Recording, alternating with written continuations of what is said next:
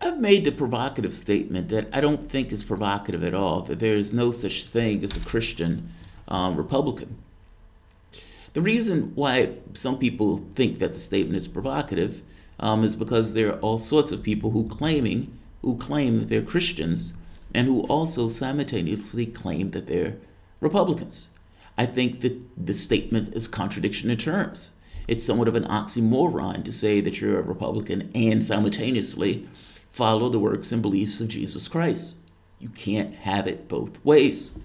This rapacious Republican Party that has attacked the poor, that has this profound love of military and killing, that is completely unempathetic from the standpoint of other human beings and life itself, yes, believes in prisons, and believes completely, full-throatedly, in this idea that tax cuts are better than using resources for the least of the society. Republican dogma, for all intents and purposes, has been to cut those things to the bone and make it much harder for individuals to go about their way as long as they can get tax cuts.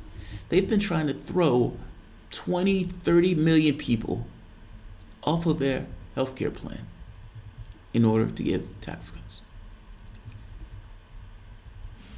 You can't have it both ways. You could be a Republican or you could be a Christian. You can't be both. I was always blown away that people would do this, but I realized that for the most part they use this kind of as a cultural touchstone, not necessarily as indicative of a real thing. I mean, after all, the Bible says it. It is easier for a camel to go through the head of a needle than for a rich man to get into heaven. That gives you somewhat of an idea of how Jesus frames this stuff, or at the very least from the standpoint of the Bible. My mom dragged me to church during Sundays. This has nothing about this idea of whether or not the stuff is true or not. I thought the stuff was nonsense. But regardless, just going with the ideology itself, looking at the standard bearer, Jesus Christ, as being emblematic of the individuals that the people are trying to emulate. Oh God, do they fall low down that totem pole. And yet you would still get people calling themselves Christian conservative. Paul Ryan will get up there and tout his beliefs in Jesus and Catholicism, simultaneously pushing this idea of Ayn Rand, this Uberman that doesn't care about anybody, is completely unempathetic and doesn't need anybody else, that is purely self-reliant and fuck everybody else. He would even try to force the people in his office to read Ayn Rand. I suspect Ayn Rand, being atheist, but when people found out about that, he tried to, I don't believe in that, I don't believe in that. Nonsense. No such thing as a Christian conservative. You can call yourself whatever you want. I'm talking about the reality of it, not necessarily what people call themselves. Something took place, I don't know when this, maybe a day or so ago, or maybe even today, with Jeff Sessions and one of his speech being impacted. Take a look at this. I love this. God, I love this. You have no idea how much I love to see this.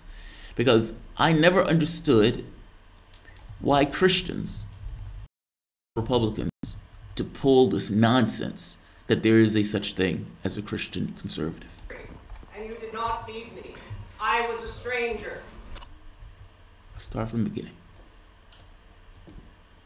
Is one reason why I was hungry, and you did not feed me. I was a stranger, and you did not welcome me. I was naked, and you did not clothe me. I was a stranger, and you did not welcome me. I thank you for your comments and And you did not visit me. Brother Jeff, as a fellow United Methodist, I call upon you to repent, to care for those in need, to remember that when you do not care for others, you are wounding the body of Christ. Wounding the body of Christ. Thank you for those remarks and attack, but I will just tell you we do our best every day to fulfill my responsibility to enforce the laws of the United States.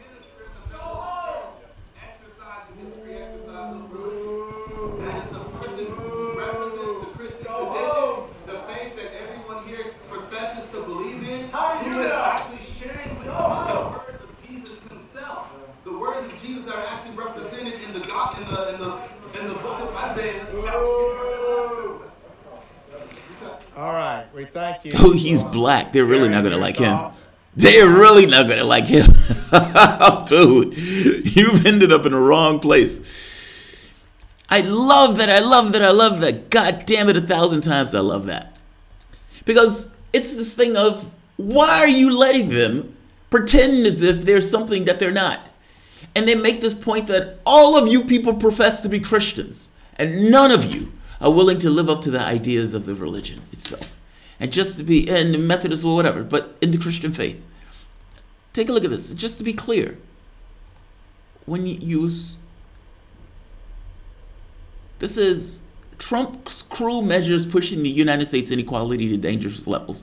This is the UN. The UN comes to the United States in order to do a review, particularly of Trump's policies. But this pain that was on the country itself was there before Donald Trump got there. Full stop. Let's be very clear on that. But Philip Alston, the UN Special Rapporteur, who acts as a watchdog on extreme poverty around the world, has issued a withering critique of the state of America today. Trump is steering the country towards a dramatic change of direction that is rewarding the rich and punishing the poor by blocking access to even the most meager of necessities.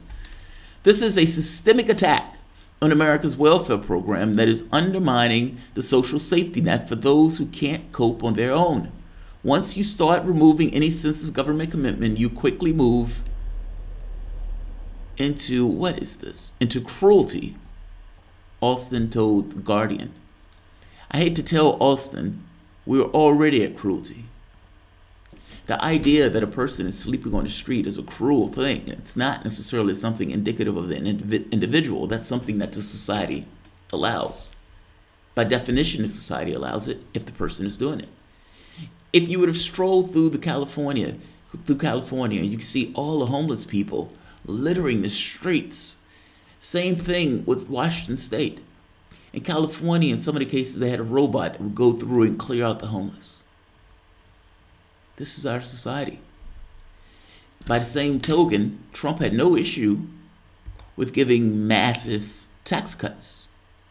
Massive, massive tax cuts to his cronies, to his corporations, the estate tax. Trump is going to make off magnificently well, something that he told his constituents and the people who he conned to vote for him that he wasn't going to do. He put over $1 trillion on our backs, while at the same token giving people like him in that top 1% amazing bonuses. When I was hungry, you didn't feed me. It's not so much that Donald Trump is the Christian. I don't believe that at all. That said, the bunch of Republicans that are sitting in that room all use that mantle of Christian. All of them pretend as if they're in this kind of thing with God and all this other stuff. And the reality of it is, this is just a cultural touchstone. There's no such thing as a Christian conservative. And it's about time that the Christian community stand up and start saying so. Good on them. Good on them. You should see more of it. And by the way, not just for the Republican Party, also for the Democratic Party. I mean, it's not like what it means to be a Christian is somehow this kind of hidden mystical thing. It's not about your beliefs, dude. It's about your deeds. In fact, there's all of those people, if there is a God, are going to bust hell wide open. All of those people that believe that there's some kind of a Christian conservative because they talk about this nonsense about God. It is your deeds. It is what you do. This idea that you're going to support and vote for people that gets rid of healthcare, that gets rid of disability for housing, that gets rid of the schools, gets rid of the thing that allows an individual to be a person, first and foremost, for the profit of a small band of human beings. I stand by there is no such thing as a Christian conservative. And I love the fact that those Methodists, Christians, stood up and said so. I'll end this here. I'm not going to keep this one long. If you guys enjoy the content, please feel free to share, like, subscribe.